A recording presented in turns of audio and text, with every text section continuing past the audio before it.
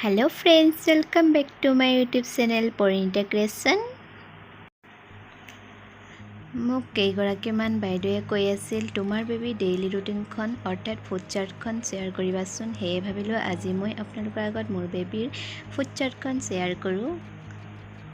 আশা কৰোঁ সকলোৱে ভাল পাব। ৰাতিপুৱা বেবী শুই উঠাৰ পাছত 6টাৰ পৰা 7টাৰ ভিতৰত মাকৰ গাখীৰ নহবা ফৰ্মুলা মিল্ক দিব পাৰে। মই অৱশ্যে ফৰ্মুলা মিল্ক ইউজ কৰা নাই। তাৰ পাছত মৰ্ণিং ব্ৰেকফাষ্ট 8:30ৰ পৰা 9টা বজাৰ ভিতৰত কৰিলে ভাল হয়। পিউৰি বনাই দিব পাৰে, ফ্ৰুট পিউৰি। মই এপল পিউৰি দিছোঁ। তাৰ পাছত আকৌ গাখীৰ দিব লাগে।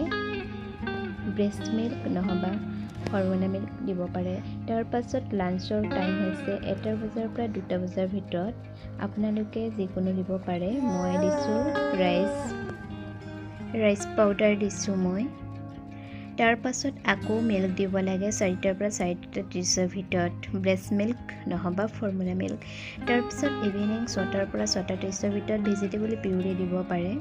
মই দিছোঁ কেৰট পিউৰি। আপোনালোকে মই চাই ল'ব কি দিছোঁ, লিখি দিছোঁ। তাৰ ভিতৰত আপোনালোকে যিকোনো এটা দিব পাৰে।